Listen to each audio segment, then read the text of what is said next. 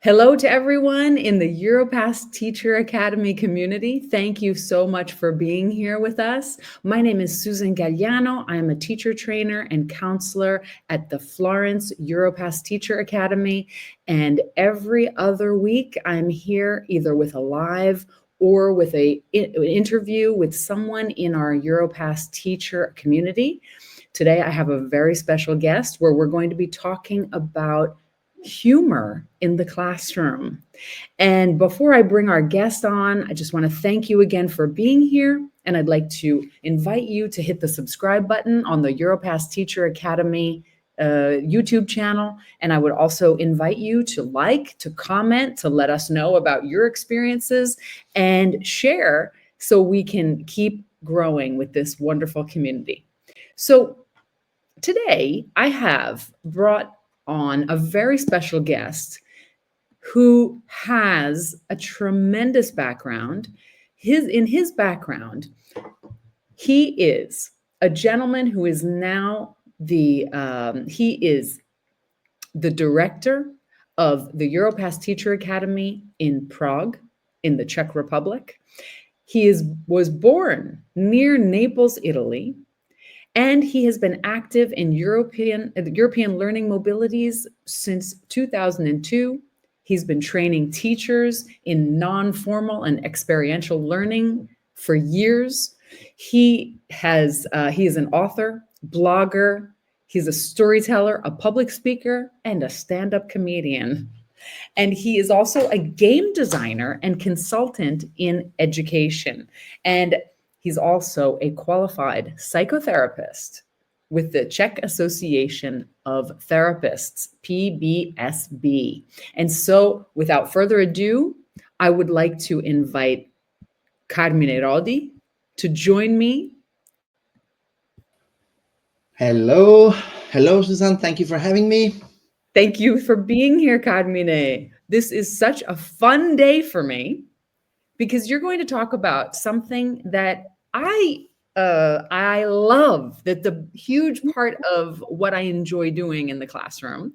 And you know a lot about this, and maybe you can help us understand if this is something that you have to be born with, if this is something that people can learn, is it something that we can encourage in our classroom, and why would we even want to encourage it, especially for those teachers out there who are afraid of losing control of their students, right?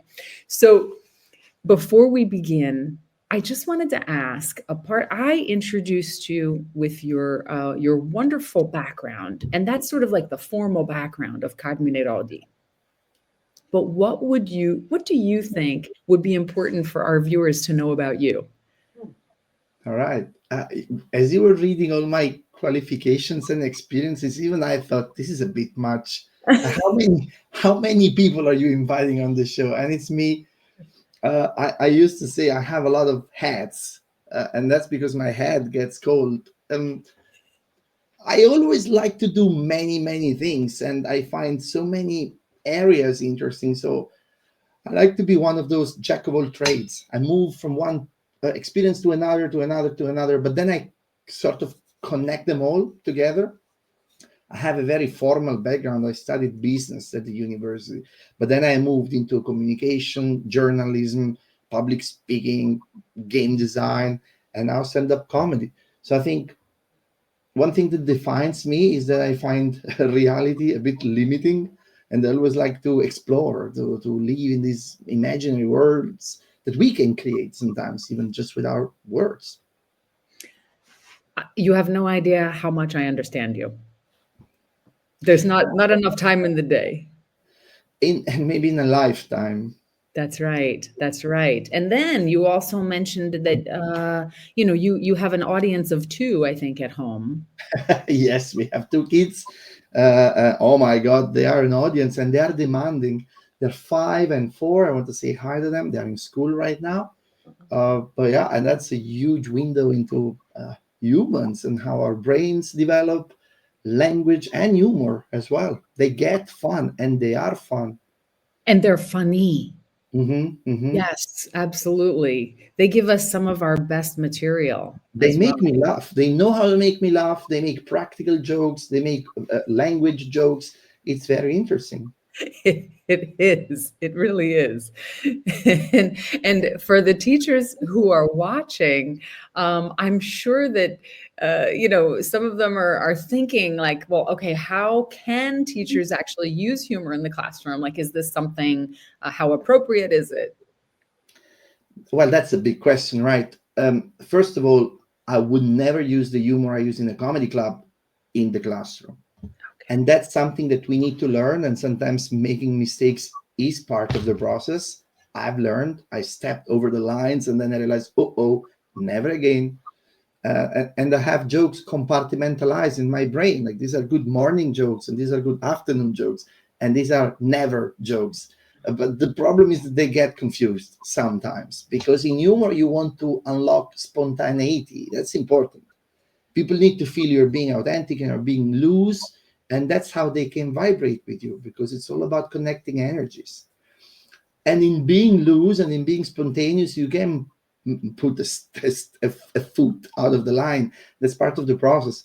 But once people get to know you first and they get to trust you first, they will even forgive that. So I think it's important to establish rapport first. Don't start trying really, really hard with, humor or even worse, edgy humor, but establish rapport and always make sure people know where you're coming from. So, what's your angle? What's your background? Which we do as teachers. You want to introduce yourself a little bit. This is why I'm talking to you today about this topic. And then gradually, you can take the group in unexpected ways. Yes, I understand what you mean. That if you haven't really established the relationship, sometimes humor could be misconstrued or misunderstood.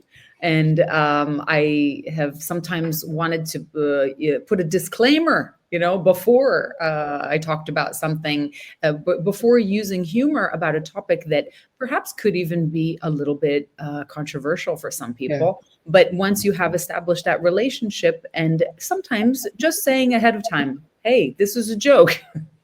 I know exactly what you mean.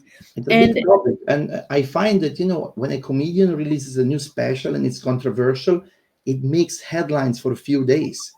This joke was really offensive. On the other hand, politicians get away with anything and we don't even talk about them. It's it's that guy, always aggressive.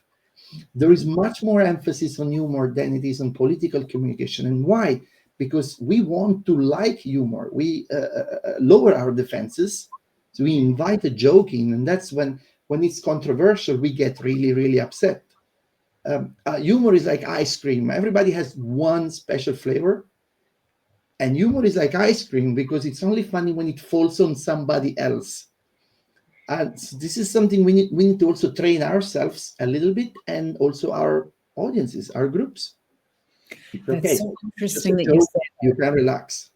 And I was thinking about it's like ice cream and that everyone has their favorite flavor, because what is funny to me is not necessarily funny to the next person. No, And the internet is full of things, that for all kinds of humor. And sometimes it could miss the mark. But in the classroom, let's see, maybe we could try something. yeah, What do you think? Let's try something together that would, because perhaps some of the teachers are imagining humor as in, people, laughing hysterically. And perhaps what you're talking about is more just like how to use that part of your brain that starts thinking a bit outside the box, if I understand correctly. exactly. Humor is about being relaxed, being connected, making mistakes, and accepting mistakes. It's part of who we are, and we are doing something new now. So, would you like to try a warm-up exercise? It's I not would a love it. joke yet. Yeah. I would So love it. I would love it. this one I can do it with groups.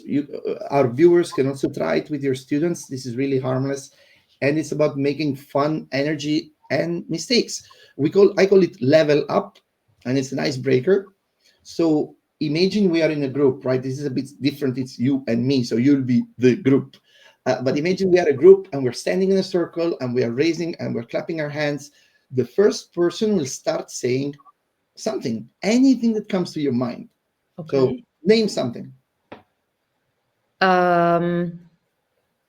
Rainy day. Okay, a rainy day. And then all the group goes together and we say 3 times, level up, level up, level up. Ideally, even you can clap your hands, it brings even more energy into the room. So, and then the next person, which is again you, Susan, you need to bring a rainy day to the next level. What could that be? But you don't have much to think. So level up, level up, level up. Bad mood. Bad mood. And then we go again. Level up, level up, level up. From bad mood is Sad movies. sad movies. Level up, level up, level up. From sad movies. Chocolate. Okay. And then another one. Level up from chocolate is Chocolate is yes, health food. Okay, yeah, I got and then totally confused. we Yeah. would all clap. We would all clap and celebrate even mistakes. You looked absolutely terrified because that's what happens when we don't have time to think because our brain kicks in and the brain is telling me you have to be smart, you have to do the right thing, you have to be clever and impress everybody. But there is no right answer. Level up from chocolate could be anything from a stomach ache to ice cream, and there is absolutely no connection, no logical flow, and people will still clap their hands and cheer you up. So the idea, this is why it's an icebreaker, and it could be very good before a theater workshop or a comedy workshop to let people in this mindset where you don't have to be perfect, it doesn't have to make sense. What is important is we keep the performance going. So actually, it sounds like the idea is that you would push it until someone looked a bit terrified or flustered or couldn't think of the word. So the idea is to get to that point, And then meaning to be creative celebrate. and celebrate. And Because then actually, what if I were to do it with you? If I turned it around. yeah, let's do it. Okay? All right, so Carmine, so tell me, what's the word? What are you thinking of? Coffee, Okay. Coffee. Level up, level up, level up. headache Headache. Level up, level up, level up. is a nap, Nap. Level up, level up, level up. full night's sleep, Level up, level up, level up. dreams, Level up, level up, level up. dinosaur. Oh my God. Very nice. And are you imagining that it would be, let's say it would go from student to student, or In it's a the same circle. student? Yeah, yeah, yeah. Okay, so if we had 10 people here, we would keep going until somebody just kind of went, ah. But then start again, continue. Very And I nice. think this is the training bit in a theater workshop setting. This is the training bit. You wire your brain to be celebrated even when you fail, but also you train the group. You train the group to celebrate mistakes. And this is counterintuitive because let's face it, many educational experiences are based on the other way around, on shaming mistakes or pointing mistakes out. But this is a space where we are actually free. And making a mistake means you were trying. So thank you for being here and being part of this group. We're creating something new. So yeah, it may happen that we drop the ball. And they become much more flexible about that and much more accepting of each other, because as we know, it can be so difficult for some of them Yeah. to rather than make a mistake, they would just prefer to be quiet. Exactly. Many times our students, young or adults, are the same. They wouldn't really speak up because they don't know if they're saying the right thing. But and that's why experiences like theater training, improv, or comedy can be so electrifying because you experience in a different way. Okay, so I am pushing hard, and people are here for me. And for the teachers who are listening with interest, but with a bit of trepidation, I think a very common thought is like, well, can that's many people will say that I'm just not that way, Mm. or that's something that I don't know. I guess my question is, can we learn to be funny? To an extent, the same way you can learn violin or football. uh, Maybe one in 1,000 will become a maestro in a discipline, but everybody can learn techniques and steps that you can then sing in front of your Christmas family dinner and do a nice job. The same way with humor. Not everybody has or wants to become a comedian or can, but you can learn techniques. You can learn how to be confident in front of a group. And you can learn how to be spontaneous and personal while telling a story. And those without being offensive, without crossing too many boundaries. And that's key to being a good speaker, because we like to connect at a human level. So what a good speaker does, they are personal. They don't hide behind the story. They become one with the story. And that is something that comedy can teach you, as well as theater and other practices, other artistic expressions as well. When you paint, you are exposing a part of your soul. You're putting it out there, and people will judge.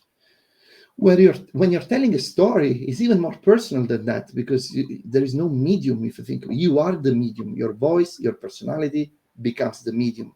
And that's why comedy is more intimidating than many other art forms, because you're not hiding, you are there in full sight. Yes.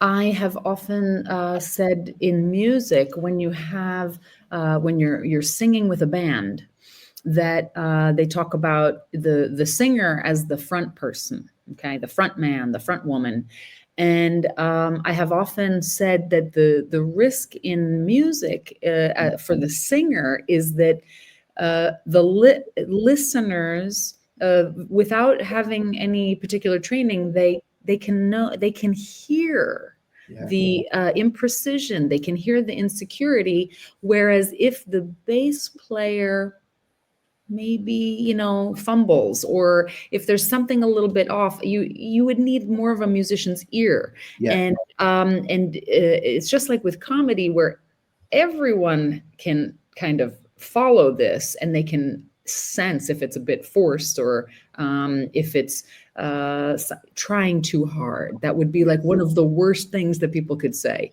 Yeah. And so how would you say, if we were to come at this from a bit more of a even from a theoretical point of view, what is it that constitutes humor? Nice. So there are so many studies out there, starting from Aristotle on, trying to investigate what makes us laugh, because it's one of the best things we can do, also together as an experience. Aristotle wrote the two books of poetics, and one is about drama, and one was about comedy. But while we still have the drama one, and it's a good read, we lost the comedy. And that's by the way the plot of The Name of the Rose, the book by Umberto Eco, and movie with Sean Connery. Good recommendation. In the So Name of the Rose. yeah, The Name of the Rose. For So anyone who doesn't. we lost Aristotle book of comedy, and that's why we suck, because we don't have the manual. It would be so much easier. But Aristotle was talking about, when we see other people fail and we feel superior to that person in that moment, that is one of the ways we experience fun. So fun is one of the definitions when we feel superior. So this is not happening to me, and you look at the next person, you're like, ha ha, and we share a moment in that moment. And that's why even dark humor can actually be funny and freeing, like liberating, because right now I'm not experiencing that situation. So I feel relieved and I feel connected to my fellow audience members. When you go and watch a comedy show or a theater comedy, you feel so connected with the audience, because you're all together enjoying something. And that was one theory. Freud also wrote about humor. And of course, being Freud, it's all about sexual frustrations and taboo. And so we need to address taboo in the room in a special room, and the special room is the comedy club. You don't go to the classroom or to the family dinner talking about darkest taboos and societal topics, but you can do that in the comedy club. It's like a special ceremony. It has a beginning and an end, so everybody knows what happens there. May be forbidden, but it's cathartic in that way. It's liberating. And then you go on. It doesn't mean if I say certain things, it doesn't mean I am those things. And it's important everybody understands that. This was in Freud's studies. One of the more recent theories that I really like to bring is the benign violation theory. Benign violation means anything that is a slight violation of our norms or conversation or even physical boundaries, as long as we perceive it as benign, which I mean with good intentions, innocent, then it makes you laugh. And that's, of course, it's incredibly subjective, because what is a violation and what is benign is incredibly subjective. But basically, that's the reason why if I tickle you, you may laugh because you feel it as a violation, but after all, you don't think I want to attack you.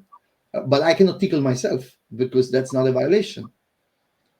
In a nutshell, benign violation. But then again, darkest jokes can be a violation, like a line you don't want to cross to one person, and completely benign to another person. So how to navigate that is what a comedian learns through years and years of practice. So back to your question, how can one experiment? Well, the solution really is experiment. Join your club, join a comedy club, join an improv or public speaking group, and do it. And you will see that there is a massive improvement. It's like a workout, which I don't do, but people told me. When you work out, you have a massive benefit already after one or two sessions, and then that gives you more motivation to continue. It's the same with public speaking and performance. You will see, oh, okay, I'm doing this now. People were laughing at that joke, and that gives you the motivation to improve more. Yes, yes, that it would be that it is something that we need to be exposed to and action and experience, and get more comfortable with. Absolutely, that it's a muscle that Yeah, we try to train. And eh, how would you say that a person can prepare their funny mode? Is it something? What are the different aspects of? there are some pro tips, because of course we all have busy lives, sometimes challenging. You may have trouble at home, children crying, or a huge traffic jam, an argument with the principal, and then you go to the stage or to the classroom and you have to put the funny face on. It's not always easy, and very often I don't feel like doing it. I don't feel like at all, I'm not going to be funny tonight.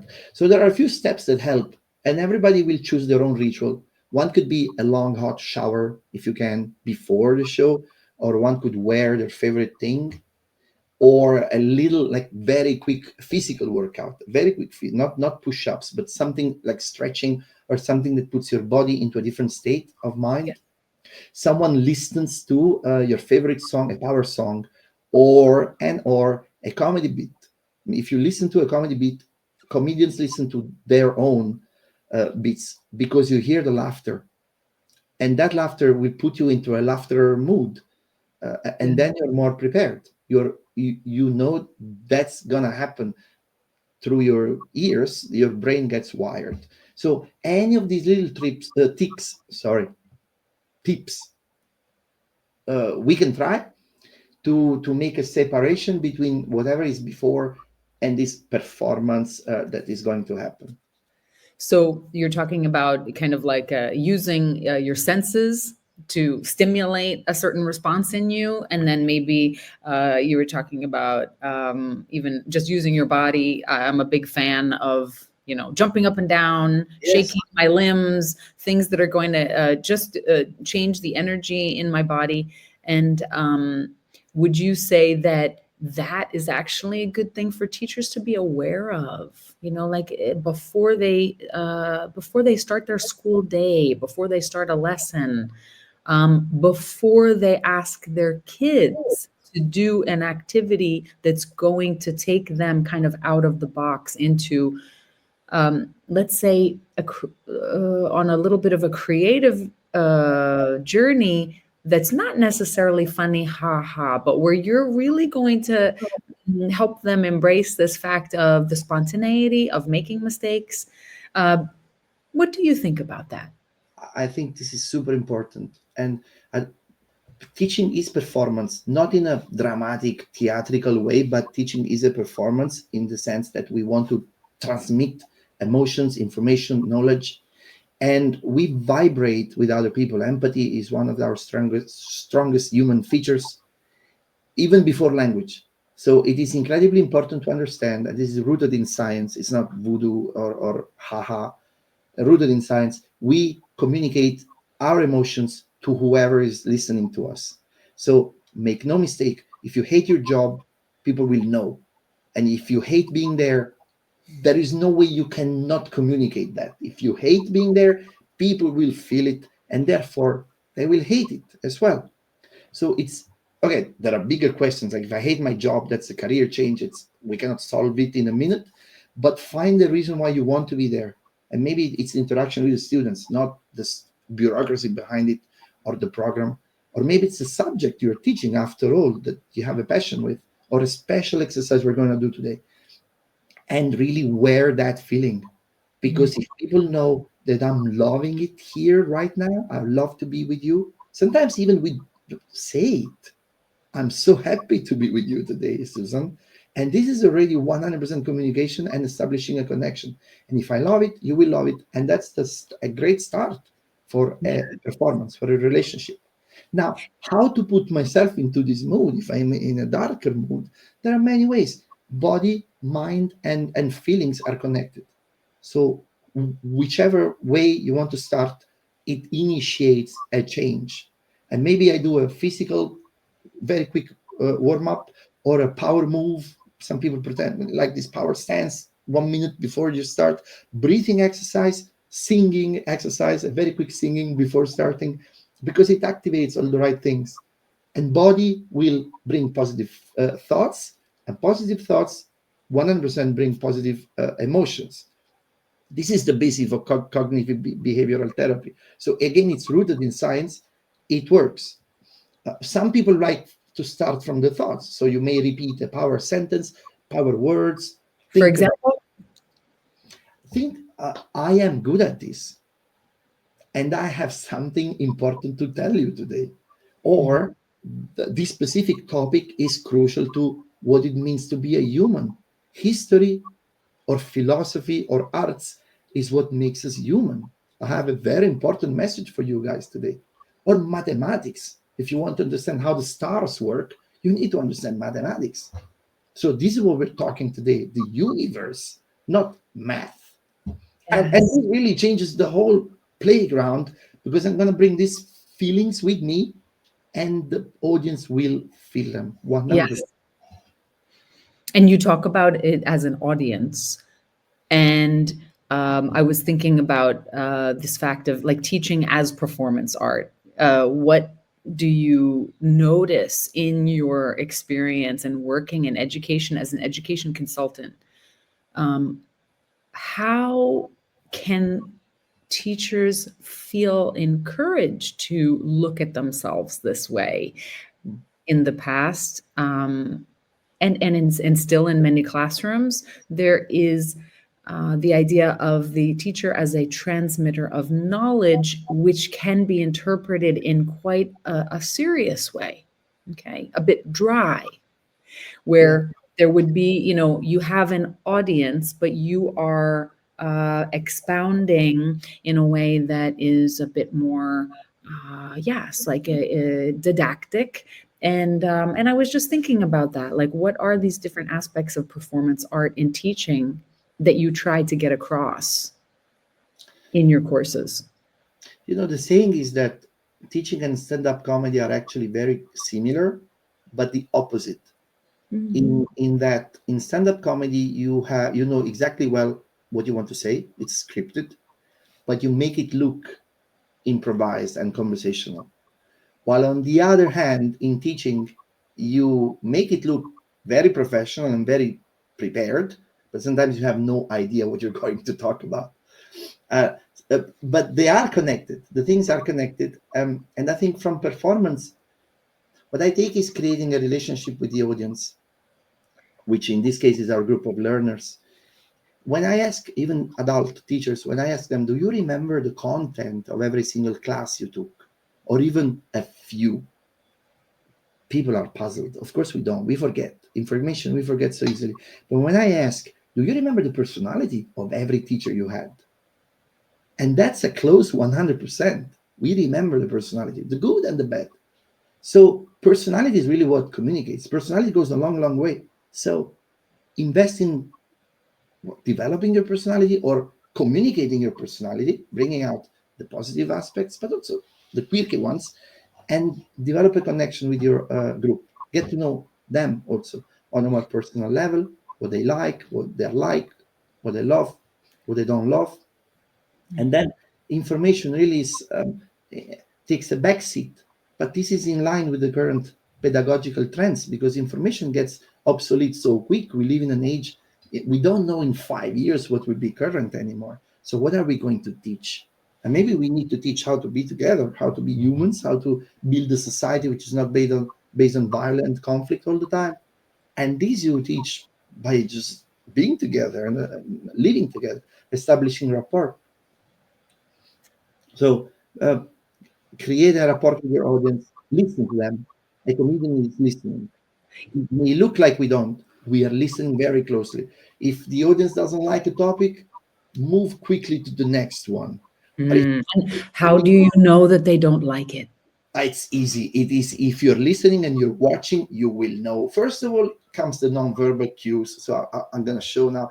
People will cross their arms. They start looking on the other side. They start looking at their phone. We know. On the other hand, we also know when they do listen, they lean in, they sit on the edge of their seat, their eyes are wide open, they're holding their breath. But you need to look for it. You need to be attentive and just listen. So it's in our classrooms too, there are those moments where you see their eyes are very bright. Yeah, Your eyes are very alive. And I'm not saying that it has to be like that all the time, but I'm talking about in where you really see that there's that kind of communication happening, connection. And also when another thing that strikes me, I don't know if this is something that you also experience, but I love when I see my students uh, losing their self-consciousness because they are involved in an activity yeah, and they're no longer worried about how they might appear, what they might look like, and if they're making fools of themselves. And exactly. and that's what I liked about the activity before of Level Up. Do you have another one for me? I think I could handle it. Okay, this is now more like a joke writing exercise. So this is already when people say, "Oh, but I'm not funny. How can I tell a joke?" But there are techniques. So let's try to structure one. And a very easy structure for a joke is an analogy. When you try to say one thing is like another thing, and they're Mm. usually not immediately connected, but you create or you see for the first time an original connection. So this is the exercise is called My Life is Like, and it's about writing analogies, but in a funny way. Mm. First of all, give me a list of 5 objects that are around you, common Five objects. objects that are around me. Okay. Glasses, Yeah, um, glass of water. well, yeah, Okay. A lipstick. yeah. Nothing else. A lipstick. You know what else I have right near me is a pair of socks. That's important. Pair of socks, yes. One And more. I also have um let's see, one more, a blanket. Okay, cool. So when we do this in a group, I ask everybody to bring one object, to mention one object. So I may have 10, but your list is now glasses, water, lipstick, socks, and blanket. Yeah. So this is the exercise. You have to write a joke or more than one, which has a setup The setup is when we create the conditions for a joke. And the setup is very important because in the setup, you make everybody look in the same direction. This is what the setup does. Mhm. And then the punchline, you change direction. And that's the ha ha. So your setup will be my life is like, and then choose an object from the list. Uh-huh. Uh-huh. And then you have a few minutes because nobody can, I mean, it's very hard to improvise a good joke, but you have a few minutes to write down as many as you can punchlines that go with my life is like. So choose the object first. Okay. Let's say lipstick. All right. So my life is like lipstick. That's a good one. And then you have to think about and come with a funny analogy for why your life is like lipstick. Mm. Okay. Uh, my life is like lipstick because sometimes it's smudged. Yeah, yeah. My Uh, life is like lipstick because depending on my mood, it can be all different shades. Good. My life is like lipstick because it covers up some of the things that I don't want to show. Is Very that good. too serious? No. Okay. You want to edit it, but the editing comes later. No? Okay. Okay. Comedy is about exaggerating. So this is a message, but if you put it to 150%, then people will laugh. So my life is like lipstick. It covers what I don't like. Okay. Yes. Yeah. Hmm. I My would go with my life is like lipstick. I don't have one. okay. Okay. Would And you? Uh-huh. yeah, go ahead. No, no. You were going to say something. And My life is like lipstick. Others find it too vibrant. my life is like lipstick. It leaves a mark. Yes. Okay. It leaves a mark others don't want to see. And then you go on and on and on. And these are jokes. These are all punchlines. Also, one thing that a comedian learns, and this may be relevant to our viewers, not every joke has to be ha ha ha, big laughter, applause. What is important is that in your 1 minute speech, you have six of these that are just teasing the audience a little bit, making maybe they snort, they're like, or they nod, or they go, ooh. But any of these is an emotional response. And if you do that every 10 seconds, you are a very engaging speaker and you will keep people on their seat. So that's why in a comedy show, you're given 5 minutes, you're given 7 minutes, and you impress if you do your job right. In normal talk, we can talk for 20 minutes and not say anything. But in a comedy, in 5 minutes, you tell 50 jokes, and maybe two of them will make people laugh. And that's a good 5 minute set. And so, in this case, with this activity, you are just so the teachers can imagine how they could use it.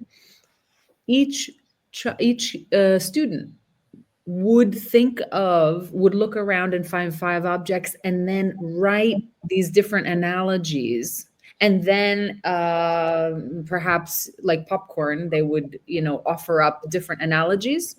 This can go in different ways. If you have a large group, they can share in smaller groups, like make group of three and read your lists. And then you in the bigger group, you only ask for the best ones, the ones that really get a laughter. Or if you have a smaller group, everybody can read and read their list. This is also an important exercise because I get more comfortable with failing. I write 10 jokes and one will land. And that's the way it is.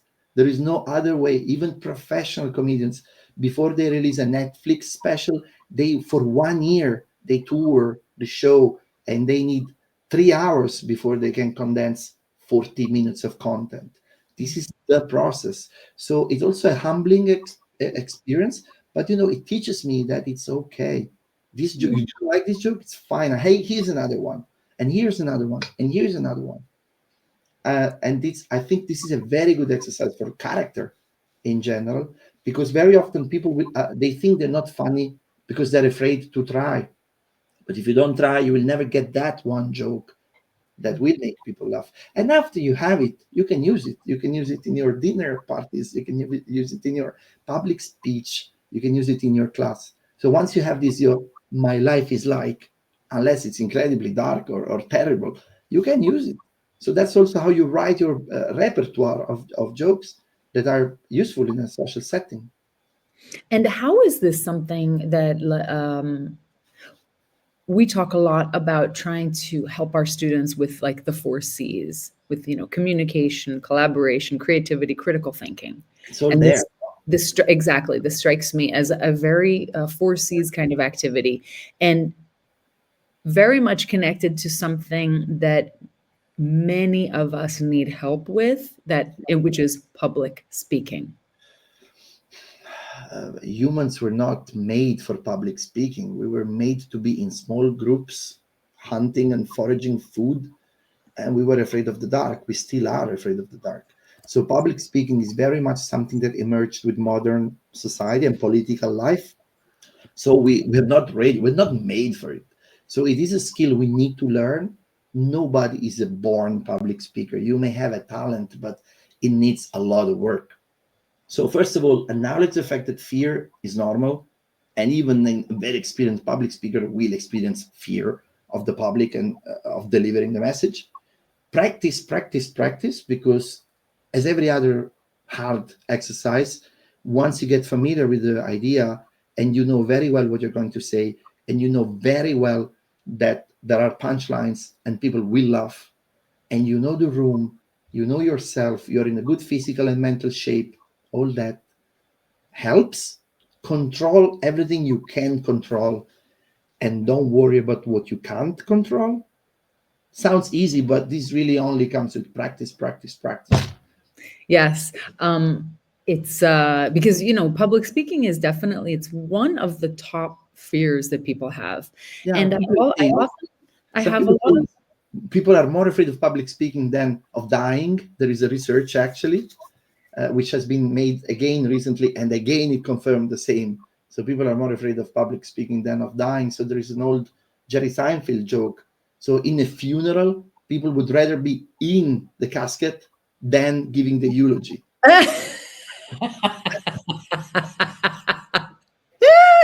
It's so true. And the other thing that's very interesting, and I'm sure there are teachers out there who can relate to this, that a lot of the participants in our courses talk about being very shy people in real life, and they really light up in front of their classroom, and Yeah. that all of that shyness dissolves, and they actually are quite good performers. And I've always found that to be so interesting, and it sounds like it's connected to what you're saying of, well, knowing what you want to say, being, let's say, in some way familiar with how the audience might work, being familiar with the environment.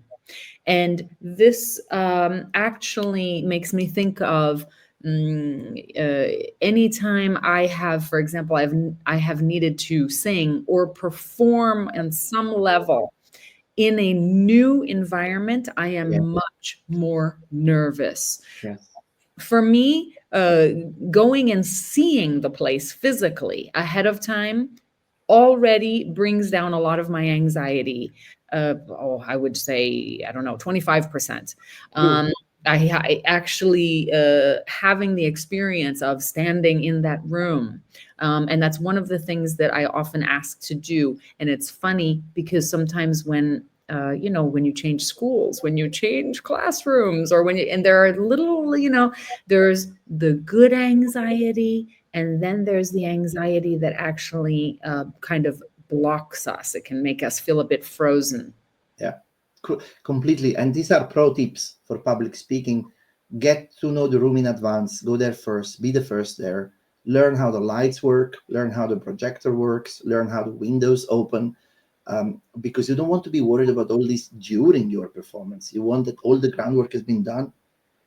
Familiarize yourself. This is something I do. I go to the club or comedy place, and then I pace the stage up and down a little bit before the audience arrives. just to feel how my body is in that space, so that I will not have to worry about it later. And then also be there and greet the first few people who arrive. Greet the first few people as they arrive, shake hands, introduce yourself, ask, hey, how was your trip here? What are you expecting? Or maybe make a little casual joke, break the ice. This is super important because it will give you some anchors in the audience. And we all know how important it is when you have two friends there with you. Because when you're speaking, you're looking at them and they will nod and they will smile. And that's all you need right now, right in that moment, to stop your panic and keep on with a good performance. So already having two or three anchors, that they're resonating with you, it's massively important. What you say, 100% true. When you're in a new place, new club, new environment, it's always harder because we feel under threat. Yes, because our brain is trying to get organized, sifting through a lot of new information and new sensory input.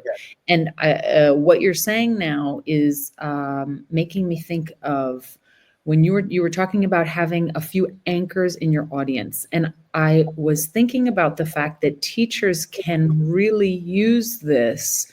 Even I often say that you only get one first day with your students, and you only get the first 15 minutes of the first day, and True. that you can set the tone.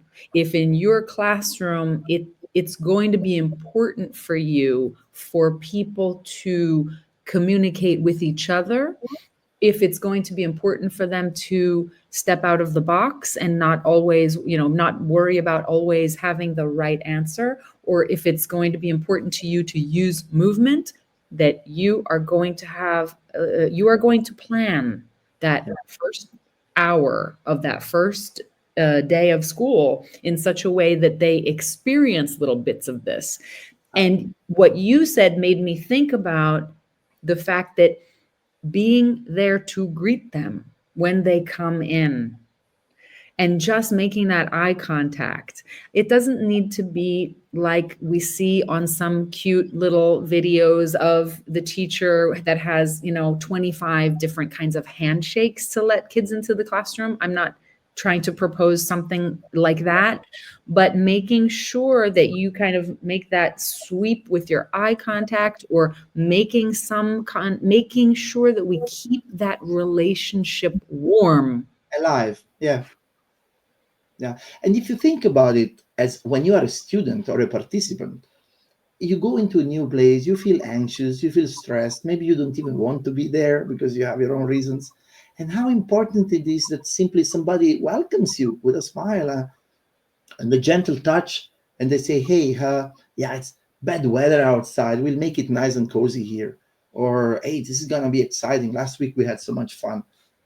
It Exactly. makes a radical difference. And you were mentioning the 4 C's before, and how people get into the almost this state when they are performing or teaching. It's because when you are telling a story or listening to one or playing a game, we experience the flow state, from the theory of Csikszentmihalyi. We enter Yes. a magic space where we forget we're hungry, we forget we're tired, we forget about the passing of time. Uh, and that's something good storytelling or a good game can do, or performance again. And so when teachers are really into the flow, they touch into something magical that we all have. They Uh-huh. know what they're going to do, they know what they're going to say, and they know why they are there. And they feel relevant. And then the job becomes its own reward. Mhm. Doing the thing becomes the best reward for the thing. So you don't need external gratification or motivation. You don't need money or promotion. I mean, they are nice, but you're happy to be there. And that's crucial. Why do we Yes. need to teach 4C now in the classroom? Because for so long we didn't. And now we need to urgently, I would say, fill that gap. Exactly. Exactly. And what do you say, Carmine? Can you help me fill that gap? Do you have something else for us that our teachers could maybe use in the classroom? Another activity that might help them be a bit more spontaneous and think outside the box. So I have a few tips also, and then we can finish with another exercise if you're Sure. okay. So what I've learned, I even wrote a blog because I was so enthusiastic many years ago. I started stand-up comedy 8 years ago, and now it's really big what I do also what I do professionally. The tips were: make mistakes. So just accept that making mistakes is part of what you do. Even in teaching, many teachers think they need to be perfect because they think what you are delivering is information. But we can make things wrong. We can make a mistake. We can forget things. So it's really okay, and just own the mistakes that you make. Be honest. Everybody makes mistakes, and students and children alike, they learn from you how to make mistakes. So if you're able to fail with a smile and accept yourself and be graceful, they will learn that too, and that's a usual, a critical life skill, I think. I already mentioned another tip: know your audience, talk to your audience. Uh, in theater, they say read the room, but this is so crucial, and people don't do it often because we are so much into our head. What am I going to say? How do I look like? How do I feel like? But we forget we're talking to a group, and no two groups are the same. So, also, sometimes it's about learning that I need to cut it short because these people are tired, Yeah. and it's no one's fault. Today's lesson will have to be a little bit different. Maybe we need to go out because you see everybody fidgeting on the chair and it's springtime and everybody wants to be out. So maybe that's the thing to do. And it's my Mhm. job as a teacher to find a creative way that we can do a class, but in a different setting. Read the room, listen to your audience, practice. I already mentioned, and then maybe I want to land on this one. Don't be afraid to be personal, which I don't mean confrontational. There is a lot of internet humor which has to be edgy and toxic. Personally, I disagree. I think when something is offensive, you're not doing a good job. Comedians master the art of getting away with it. Getting away with it is what makes comedy art and not just a rude joke that offends people. Mhm. Making people upset is not funny. It's just being a troll. Uh-huh. And I think we need to stop it. But a comedian will be able to say anything they want, any topic they want, and people are going to be like, it's a good joke. Uh-huh. It doesn't hurt. It makes me think about something dark, but it doesn't make me feel dark. Ah, That's a yes. line. But don't be Yes. afraid to be personal, and also talk about your own life experience. People find your life experience more important than big ideas or politics or religion, because we talk about politics all the time, right? We live in very divisive times, even as we speak right now. So if we start talking about the political topic, it's going to divide us. If I share my own personal life, it's going to bring us together, Yeah. because the individual story is a universal story. Yes. And so be personal. Even as a teacher, you don't want to share your most private details, but show your personality, show your unique life story, and people will remember you. Yes, The people especially if I may, especially having in mind why you would do it. That yeah, our classrooms are not therapy sessions for the teacher, yeah, well, for the teacher especially. because Yes. I do find that like sometimes having that audience Yeah. can be intoxicating. And so what could happen is that there's a lot of storytelling, but the kids learn very quickly that if all I have to do is ask that teacher about their kid's piano recital, and we don't really have, we'll kind of waste 15 minutes of the lesson. Yeah. That's just Yeah. a little aside, but it's something worth thinking about. And No, before, no, listen, of how course. about And, we say also comedy is cheaper than therapy. That's also a misleading statement. You're not on stage to do your own therapy. If you need therapy, go to therapy. But absolutely. you are on stage or in the classroom to perform something for that audience, which that audience needs right then. Yes. So if they go out on a Friday night because they want to laugh, and I bring my own tormented in inner monologue, they're gonna hate it, and then I'm gonna hate them. In short, I'm not doing my job. Yes. Yes. And so give us one more before we sign off. You This have is another about being activity for personal. teachers? This is about being personal. So people may want to try it or not in the classroom, but this is a good personal exercise. When people ask, what should I talk about? What should I write about? My answer in my method for training new comedians or speakers is you have to talk about yourself. And it's scary, but it will be rewarding. So the exercise is, why are you so weird? And I don't mean you, Susan. I mean a generic you. Why are I'm you pretty so weird? weird though. That's Why it. most? Everybody is a little bit weird, a little bit quirky, and we want to bring that out because that will makes a voice unique. So it's a deeper exercise, and again, it requires a moment of personal reflection. And you ask people to take 5 minutes to write down a list of ways that they are a little bit unique, quirky, faulty, a brick that doesn't really fit anywhere, a fish out of the water. So I don't mean tell me all your darkest faults. That's again for therapy, but also don't fish for compliments. Don't say I can play piano so well because it's like, yeah, I don't care. It's not funny. I don't want to hear you brag. Yeah. I want to hear Yes. you brag. It's not comedy. Tell me why you struggle a little bit. And then you give people 5 minutes to really think about it, and they will come with a list. Guaranteed, they will come with a list of 10, 15 reasons. And then you share, and then you listen because a comedian listens. Listen to when people go, oh, tell me more. Or listen to when people start laughing simply. And that means the audience want to get that story. I'm So, thinking about my list. yeah, as a And good exercise, it's a good way to start because you will quickly realize some topics are not interesting or we heard them too many times, but some are really unique. And that's where you want to go. hmm So try your own simple exercise. Okay. I'm so weird. I'm so weird. I'm so weird. Can you start, Carmine? Why are you so weird? Oh, I'm so weird because um,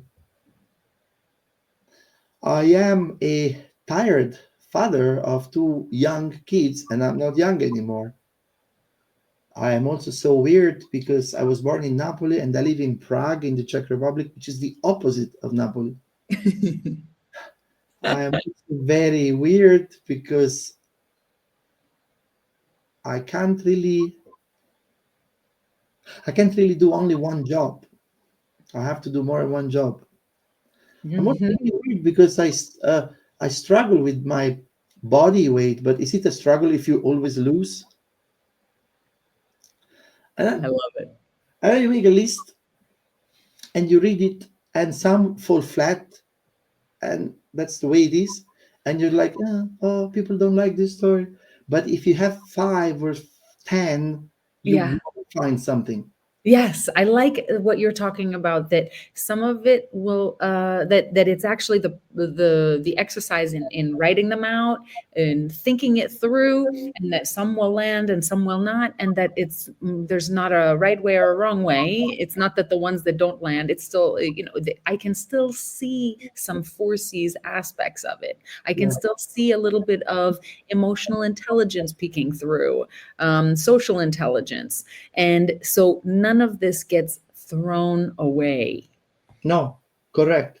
Creativity, right? Creativity is trying to find out something new, but you need 10 ideas before you can find one that works. Exactly. And Without bringing the judge in immediately who's going to say, no, that won't work.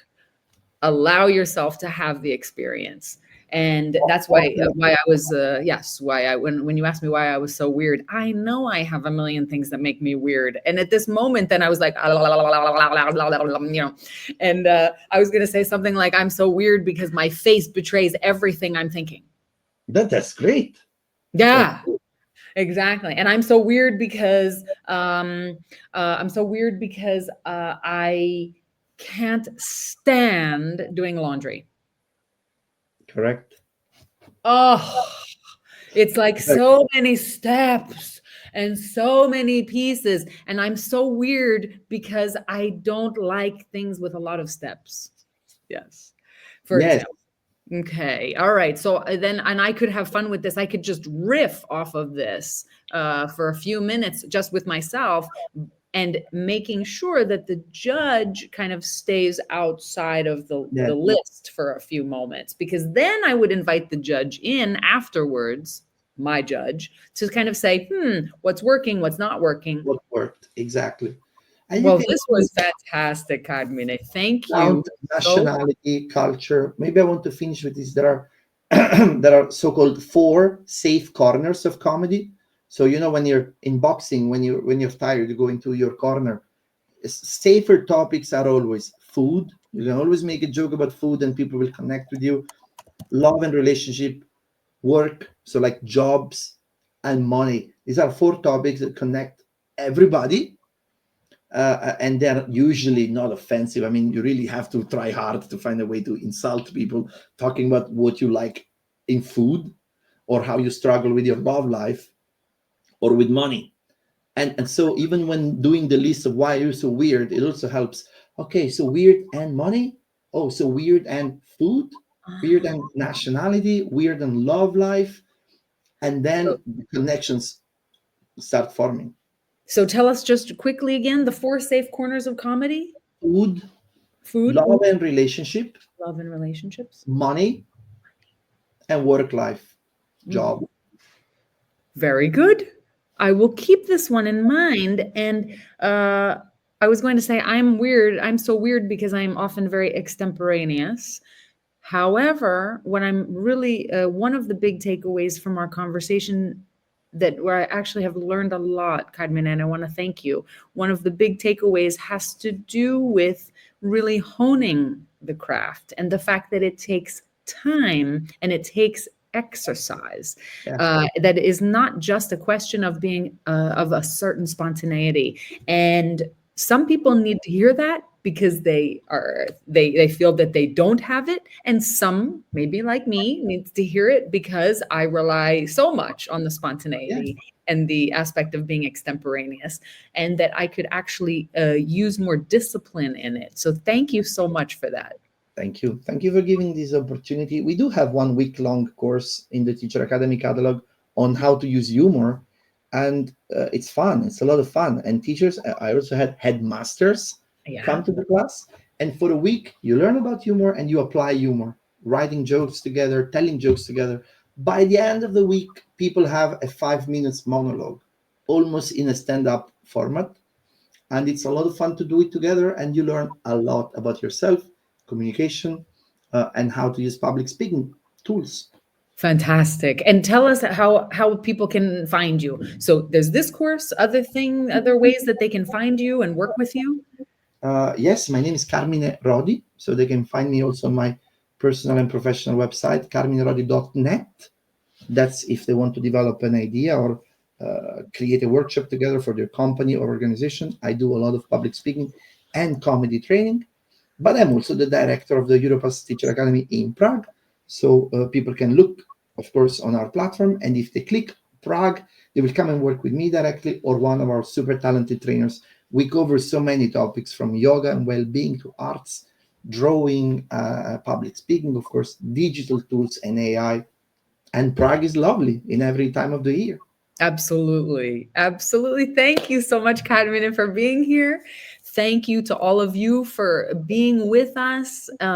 If you enjoyed this, please feel free to like it, comment, let Carmen know what you found particularly useful or what you try in the classroom. Please hit the subscribe button, and feel free to share. And we will see you again in 2 weeks. And in the meantime, I hope everyone has a very funny week. Likewise. Thank you, Susan. It's been a pleasure. Thank you. Goodbye. Pleasure for me too. Thank you.